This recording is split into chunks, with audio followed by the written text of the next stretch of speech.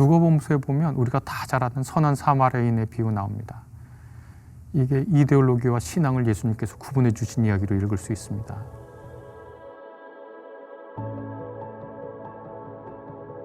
우리가 요한복음서 봐도 사마리아 여인과 예수께서 대화하시는 그 장면 보면 사마리아 여인이 그럽니다. 유대인은 사마리아 사람과 상종도 하지 않는데 왜 외간 남자 유대인이 당신 나한테 말을 겁니까? 그렇게 얘기하죠. 둘 사이가 얼마나 나빴느냐? 매우 나빴어요. 그 이스라엘이 있다가 다윗이 있다가 솔로몬이 지혜왕으로 알려졌지만 진짜 폭군이잖아요. 폭군이라서 북이스라엘과 남유다가 갈렸단 말이죠. 나쁜 짓 많이 했단 말이죠. 솔로몬을 지혜왕으로만 알고 있으면 안 되죠.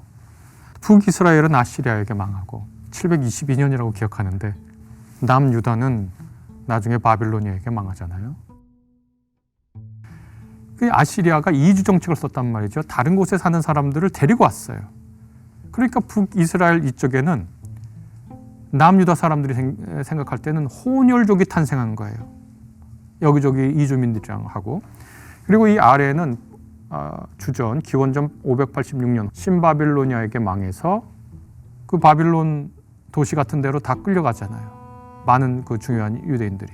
이때 페르시아의 키루스, 개역기제는 고레스라는 사람이 보내서 돌아오잖아요.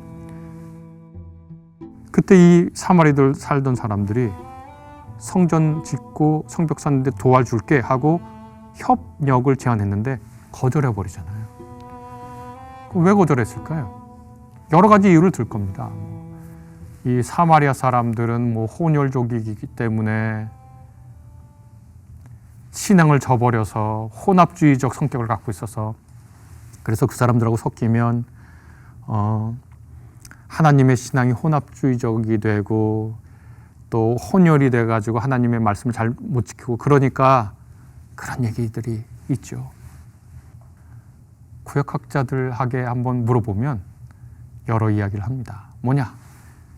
예루살렘 성벽을 짓고 성전을 짓는다고 하는 것은 페르시아에서 허가받은 일종의 자치권이고 그 권리를 사마리아 이 토착민하고 나누게 되면 자신들이 소멸될 것 같은 거예요. 그러니까 이것은 사실 신앙과 관련된 것과 동시에 자신들의 생존과 이득과 관련된 이데올로기적인 거예요. 이데올로기는 특정 계층이나 특정 집단의 이익과 연관된 거거든요. 또 이 귀환한 페르시아에서 귀환한 유대인들은 거기에 세금도 바쳐야 되고 페르시아에 자기 자신도 운영해야 되기 때문에 재산을 함부로 다른 사람들이랑 나누다가는 스스로 없어지고 말아요. 그러니까 자기네들끼리 결혼해서 토지 같은 걸 뺏기면 안 되는 거예요. 나중에 누구에게 유산으로 가서. 이 사마리아 사람들은 당연히 순수한 의도로 한 게 아니죠. 그러니까 이권이 걸려 있는 거예요. 이권과 신앙의 정당성이 걸려 있는 거예요.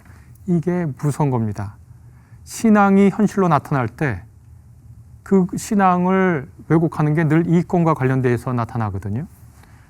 그러니까 그 두 집단이 싸우게 된 거예요. 나중에 요한 힐카누스 2세인가 그리심산에 아브라함이 이삭을 묶었다고 하는 그 장소에 세운 사마리아 성전을 완전히 부셔버리잖아요.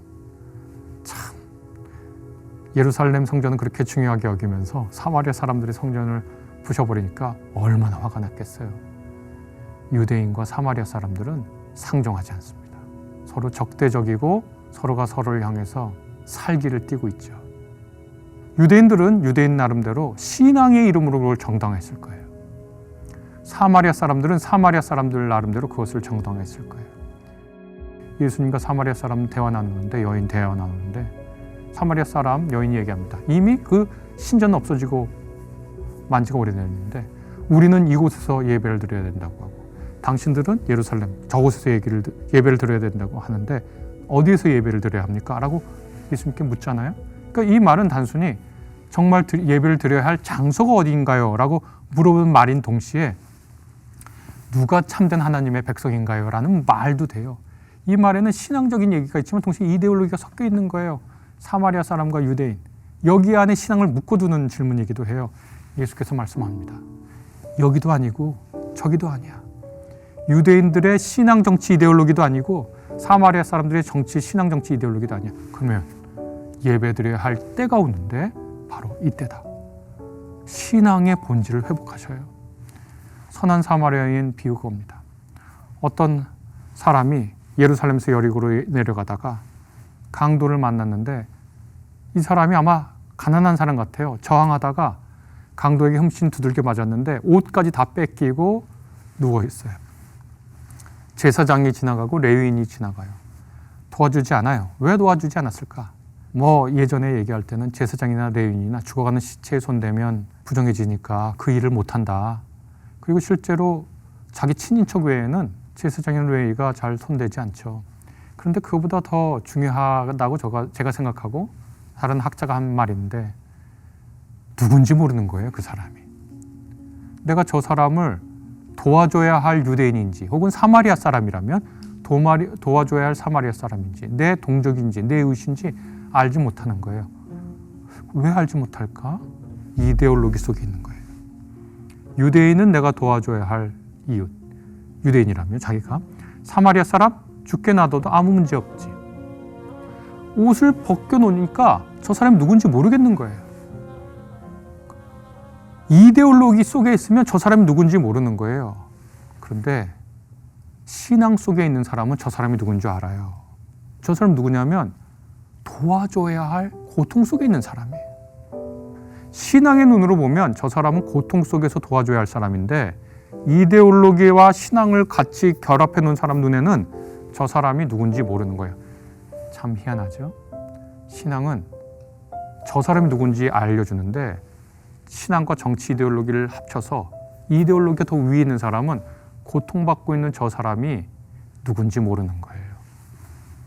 예수께서 유대인 청중들 앞에서 정말 마음 깊은 곳에서 분노가 일어나는 말씀하신 거예요.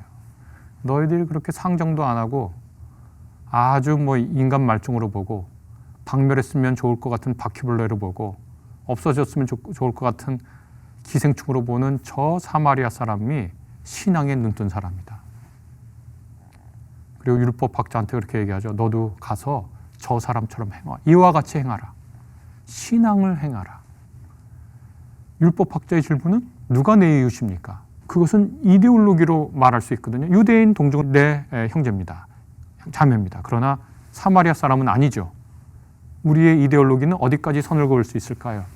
이런 질문이라면 예수님의 말씀은 이데올로기를 버리고 신앙의 눈으로 세상을 다시 봐라. 선한 사마리아인의 비유는 그런 의미로 오늘 우리에게 다가올 수 있을 겁니다. 오늘 제가 여러분에게 드릴 말씀을 마무리하려고 하는데요. 신앙을 이데올로기로 바꿔치거나 신앙과 이데올로기를 섞어서 우리의 눈을 가리는 그런 행태들을 이제 좀 그만했으면 좋겠어요. 이제 새 정부가 들어서게 됐는데 어떤 정부인지 저는 전혀 알 수가 없죠. 그런데 기독교인들이 정치 이데올로기 때문에 신앙을 잃어버리거나 자신의 신앙을 정치 이데올로기랑 섞어서 신앙적 열정으로 특정 행동을 하거나 신앙에 의한 행동이 아니라 이데올로기적 행동으로 폭력, 그 다음에 맹목적 증오, 그만두셔야 한다. 신앙을 회복하시라. 왜 신앙을 믿지 않고 신앙 속에 있지 않고 이데올로기 속에서 자기의 정체를 확인하려고 하시는가? 신앙은 엄마 앞에 있는 거예요. 이 세상의 근원이 사랑이라는 걸 깨닫고 그 사랑 안에 있는 거예요. 이데올로기는 우리에게 사랑 앞에 있다라고 알려주지 않고 너 외부의 적과 그리고 그 외부의 적과 내통하는 나쁜 무리 앞에 있어. 우리가 정신 바짝 차리고 외부의 적과 그 외부의 적과 내통하는 우리 내부에 있는 저 사람들을 타개해야, 타도해야 우리 삶의 안전이 와. 그렇게 얘기할 거예요. 거기 속으면 안 됩니다. 신앙인들은 벌거벗고 있는 사람이 유대인인지 사마리아인인지 알지 못하면 행동하지, 사랑을 베풀지 않는 그런 사람들이 아닙니다.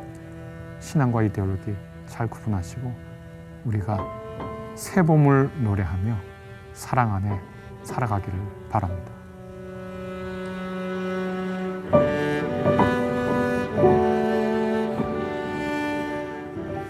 아닙니다. 절대 배제하라는 얘기 아니고 내 신앙 양심에 따라 투표할 거예요. 저도 제 신앙 양심에 따라 투표할 거예요. 그런데 어떤 분은 자기 신앙 양심에 따라 다른 분에게 투표할 거예요.